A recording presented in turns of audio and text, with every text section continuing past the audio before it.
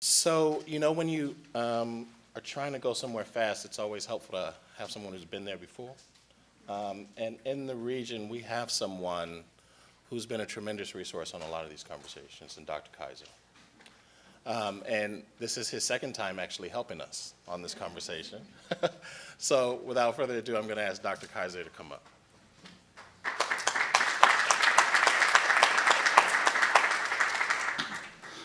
Thanks. Good afternoon. It's great to be here. I was asked to take a few minutes, not real long, 10 or 15 minutes perhaps, to offer some reflections and possible perspectives about where we might go from here.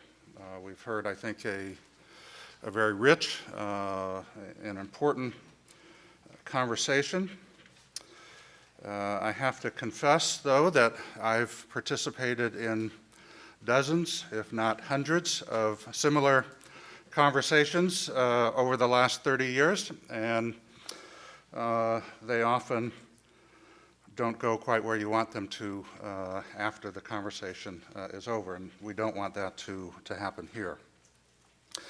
Perhaps just in the way of a little bit of context, I should say that I've been a part of this community or this region for 30 years. I came here in the early 1980s to establish EMS systems for California, and then I've done a number of other things over the years, including serving as the Director of Health for the state for quite a few years, where I participated in a lot of these conversations in a lot of communities throughout California. During the 12 years that I worked for President Clinton and launched the National Quality Forum and some other things in Washington, D.C., I continued to live here, and my wife continued to live here. And on an editorial comment, I would not recommend one do that and commute to Washington for 12 years, although others do that. But and I would also say, perhaps it's not this topic here, but my wife is someone who has very complicated medical issues and has been a patient and used 3 of the 4 systems in the region. And having top-of-the-line health insurance, I can tell you that it doesn't work very well for those who have good health insurance either. But that's a topic perhaps for another conversation. So I would first start by applauding the 3 foundations that have come together to produce this report, the individuals who have worked on the report. I think it's a seminal document. It's certainly been my pleasure to work with the Sierra Foundation on a number of things over the years. Indeed, I can remember when they were a brand new foundation and we were talking about what they should do to utilize the corpus that they had at that time, and these new things called conversion foundations. The documents go a long way in, I think, clarifying and memorializing the current and likely future problems that exist in this area as far as primary care. There are probably a few additional things, and I will mention a couple of additional things that perhaps we should also talk about or should be talked about as we further go down this pathway. The strategic plan that has been enumerated presents a clear and compelling vision of what's desired as far as better access, better coordination of primary care, better coordination of primary care with specialty care, overall improved quality of care, and that being designed around or built around on a foundation of community health centers. The reports underscore the uniqueness of the Sacramento region. Indeed, it is as we look around the country, it is relatively unique to have 4 very well-defined, vertically integrated systems, such as exist here, and also a very highly fragmented and insufficient primary care safety net system with them. So I'm not going to belabor the problems, I think, that have been well articulated and discussed in the market analysis. I would just mention a couple of things that, while touched on,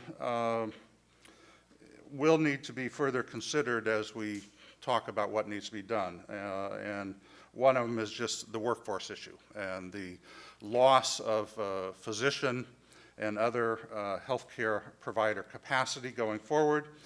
I've seen so far this week at least 3 reports that talk about the number of physicians who are opting to get out of providing care, and others.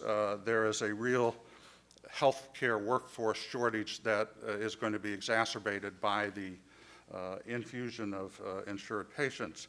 The second is the reality of reduced operating margins for the systems. And we can couch that in many ways and talk about it gently or less gently, but it's going to be financially more difficult for the systems to do the things that they've done to date. And the inherent nature, of course, of systems when that happens is that they start competing more with each other. But again, it's something that needs to be, I think, considered as we talk about the options for going forward. And a third area is simply the impact of the insufficient primary care capacity on the community at large. We've talked about it today largely as a healthcare problem. It's not a healthcare problem. It's a region-wide, community-wide problem, and that needs to be better defined and articulated for the folks who only think about healthcare when they sprain their ankle or get sick, but the rest of the time are thinking about other real-world issues. So where do we go from here? What are some things that we might want to actualize in going forward? And I think there's been a lot of good things said already, and some of what I'm going to say is going to repeat what has already been said. But I would suggest that there are 7 things that need to be done if, in fact, we're going to move forward in actualizing the vision that's been articulated and addressing the problem that's described in the documents that you have. First on that list is that the reports and their findings need to be more broadly socialized in the region, so that there really is a collective, community-wide acknowledgement of the problem, or that there is a problem. It's a problem that needs to be urgently addressed, and that is more than just a healthcare problem. People talked about getting the boards, supervisors, but we need much broader socialization of this information.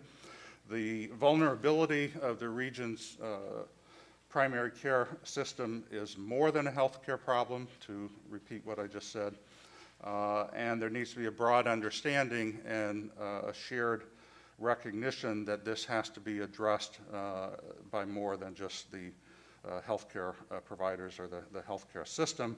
But in doing that, we're going to have to better define what the impact is on the community, on all the other parts who ultimately are going to have to be part of the solution. And in that, we also, I think, have to increase the understanding that healthcare, certainly healthcare of the future, is about organized regional health systems. That it's simply not possible to continue the mode that has existed to date of individual providers, individual hospitals, but that we have to systematize the process. Second thing I would suggest is that despite the rich history of collaboration in the region among the 4 hospital systems, it's not enough, and it's not fast enough. And we're not going to get to where we need to be, certainly not in the next 18 months, at the rate things have been going historically.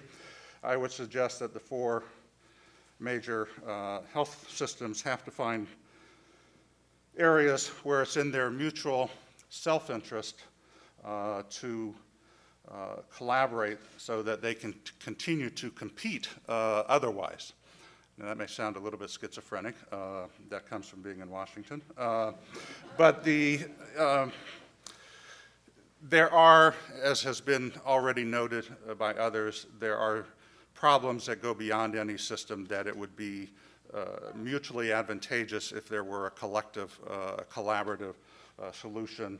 I would suggest that at the top of that list, and it could be a relatively long list, but at the top of that list is behavioral health. Again, it's already been mentioned, but you would have to be like the Geico guy that's been living under a rock to not understand the serious problem that exists with regard to mental health and behavioral health care services in the area.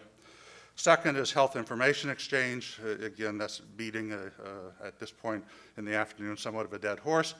I was asked about and inputted the Beacon, Sacramento area Beacon community application about 3 years ago, which, if looking at the body language of a number of people in the audience, was not a fully satisfying activity, and certainly didn't lead to the hoped for outcome, but it's absolutely essential. Again, one of the unique things about this community is yet 3 of the 4 hospital systems use the same electronic health record, or at least they have the same vendor for the electronic health record. There's a lot of nuances embedded in that, but that is not seen in too many communities. The third area where there clearly would be some mutual and shared benefit is in HIT training.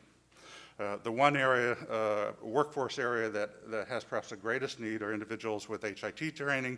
The area that people clamor about the most that they need is training in HIT, whether it's on electronic health records or health information exchange.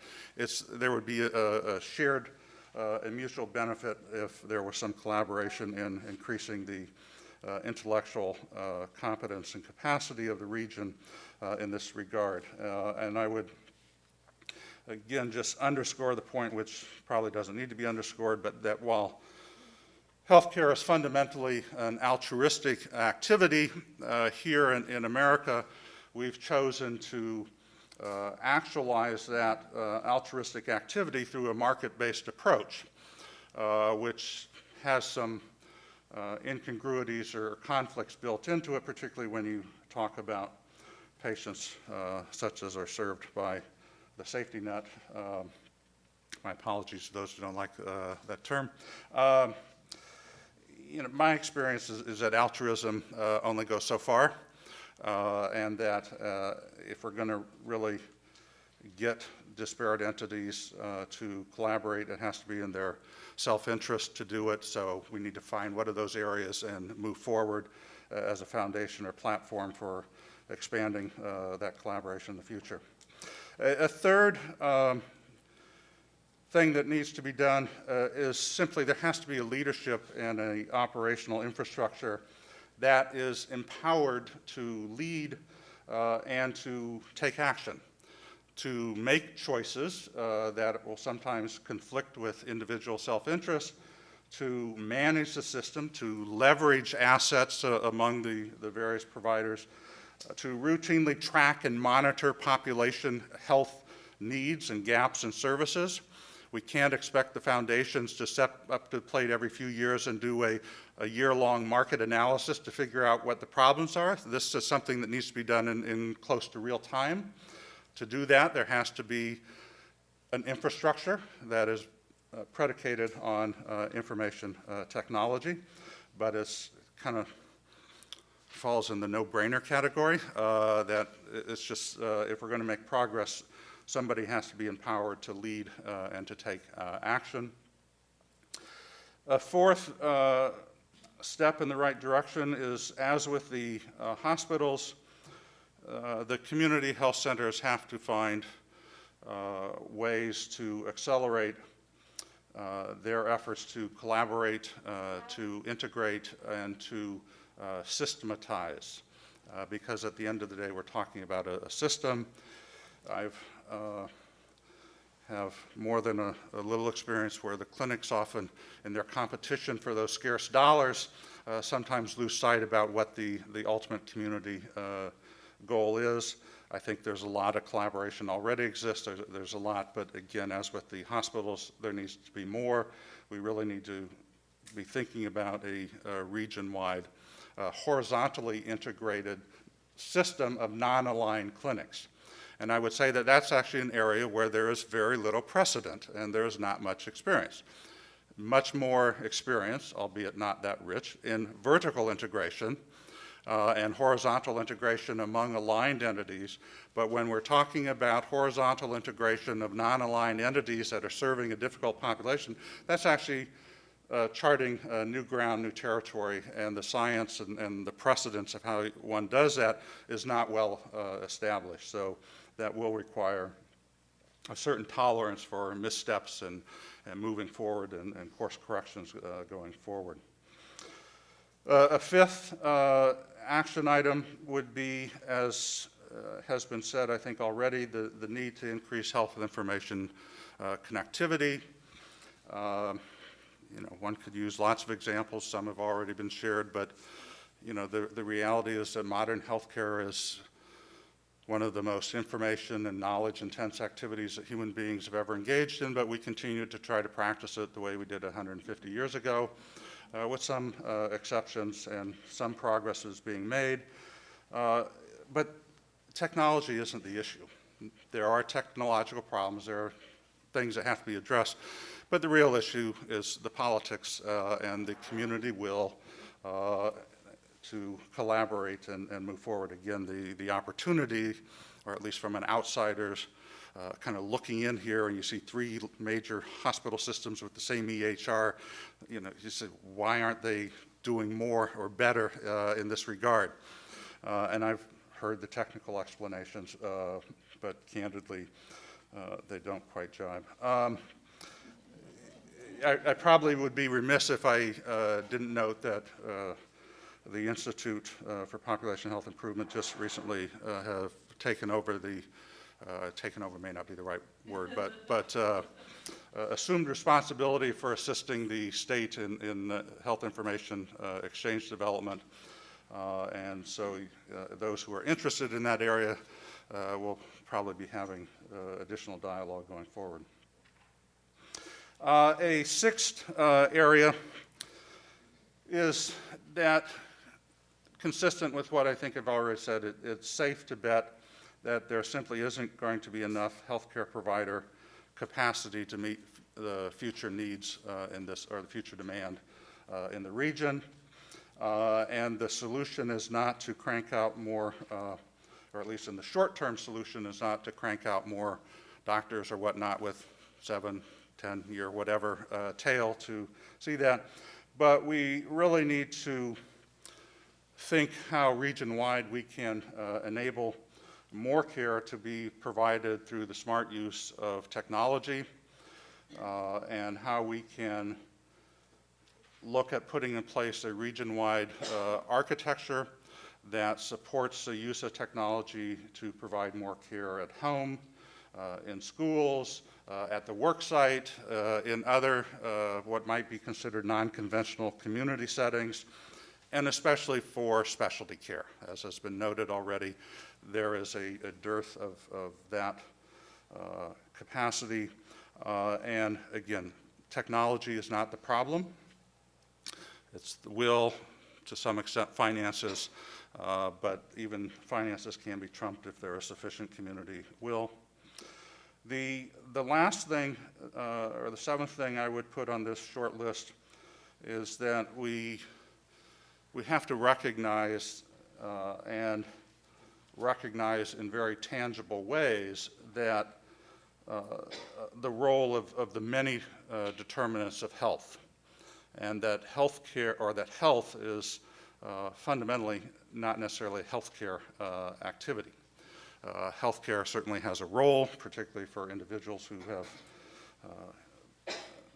complex or other medical problems, but health is not simply a healthcare problem. It's about many other things: education, work, environment, and it goes back, and I circle back to where I started.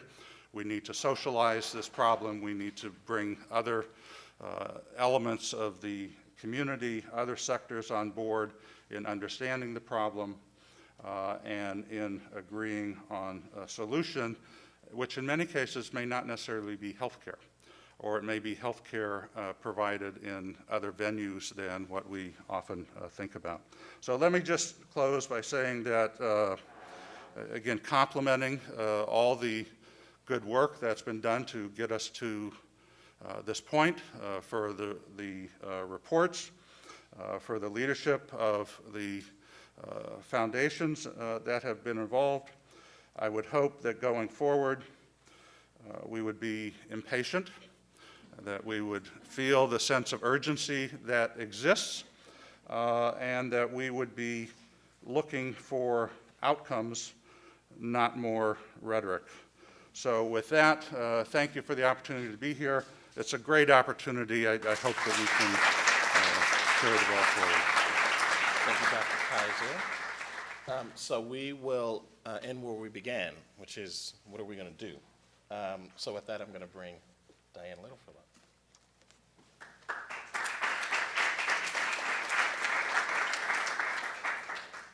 Well, thank you, Robert. And oh, it's a nice view from this side. A lot of work's been accomplished over this afternoon, and I have to say, a lot of work's been accomplished over this last year. Words like urgency and patience, we've been really feeling those words, and rightly so.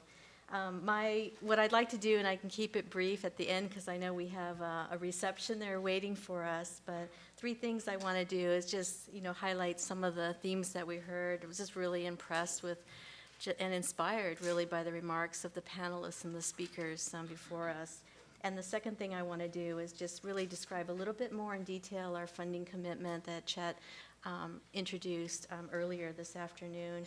And lastly, just outline what are our just key next steps so that we understand where we're going from here. But just in terms of what I heard from the speakers and the panelists in terms of the collaboration and redesign and prevention, talking about the next generation, but I loved hearing words like optimism, opportunity, and readiness. Those are definitely Diane words. Sustainability and partnerships and innovation were words that stuck out. But developing a business model, and do we need to take what we've done now, operationalize the strategic plan more into a blueprint? That doesn't mean a lot more planning meetings, or maybe it does. But really also about broadening the scope of our thinking, which is really also in line with a lot of the work of the foundation and many of you working on the social determinants of health to improve health. And I think lastly, just the reminder by several of our speakers to remember we're talking about people and people's lives and their health. And I think that always is at the forefront of, I know, so many of you, of all of our thinking and your work. And I really appreciated those reminders. So secondly, I just want to just a little more detail on what Chet introduced this morning. Just want to thank again our board members for approving Sierra Health's commitment to invest $3 million to operationalize the strategic plan. And there really are 3 areas there. This is the afternoon of threes, Chet here. He's talking threes. One around, you heard about some of the urgency and concerns and needs around the community health centers, and is there a role the foundation can play to help with expanding the capacity of community health centers within our region in order to prepare more and transform to be ready for healthcare reform. And part of that is to actually release a request for proposals to work with a select number of community health centers who want to go on that path of I don't want to say becoming high-performing centers, because many of you are, but really to take that to the next level and to bring in the technical support that might be needed that would be responsive, because each clinic here at Community Health Center we know is different, is in a different place, and so to be responsive with that technical support. As Chet mentioned, we could crank out an RFP in a week. We do that all the time, so that's what we do. But we want to really do this in a thoughtful way, and so we will be reaching out to get some advice and input about how to do something that is responsive and that will be helpful and strategic. The second is an area of public policy development. How do we create a climate that's more supportive of the reform measures that all of you are working so hard to make happen? And we know that's going to take a lot of layers of work and more meetings, but really to have a piece in the initiative that's around public policy development And lastly, you heard from several of our speakers the importance of public education and community engagement. So we can't forget about the consumers. They, several of you mentioned, they need to be at the forefront. This is what this work is all about. So how do we more broadly engage the community, and how do we provide public education in a way that will help move this along so that we're all together? So in terms of next steps, we are looking at, and this will be very telling if I hear a cheer or if I hear a groan. So I'll just be waiting. But we are reconvening the Sacramento Region Healthcare Partnership members, and to really think about, you saw what Robert talked about in terms of there were 10 key areas that many of you participated at, 10 key focus areas that in order for us to move ahead, we have to focus on it. But then you went a step further and said, we need to prioritize. We can't do all 10. What are the 4 key ones that we're willing to roll up our sleeves and work on? And you remember them, right? Collaboration and our specialty care, improving the primary care safety net, care coordination, that those were 4 that you said we're willing to roll up our sleeves and work on. I still think it's a high-level plan. It needs to be operationalized much more, so that does require some in-depth meetings and thinking, how do we do that? So operationalizing that plan is a key next step. So I know people would like to have the meeting next week, right? But again, to be thoughtful, we're thinking early November. We'd put a call out, and we might be talking to you before then. And lastly is just really designing that RFP, and so, again, reaching out to you to kind of hear from you what would be helpful, and so that it's designed in a way that's going to move us forward.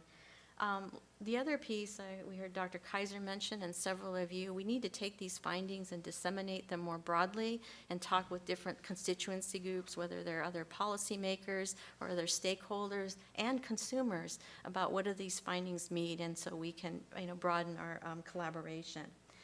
Within the foundation, too, we'll look at how do we leverage other resources and assets that we have. This is like an all hands on deck, right? You heard about the urgency.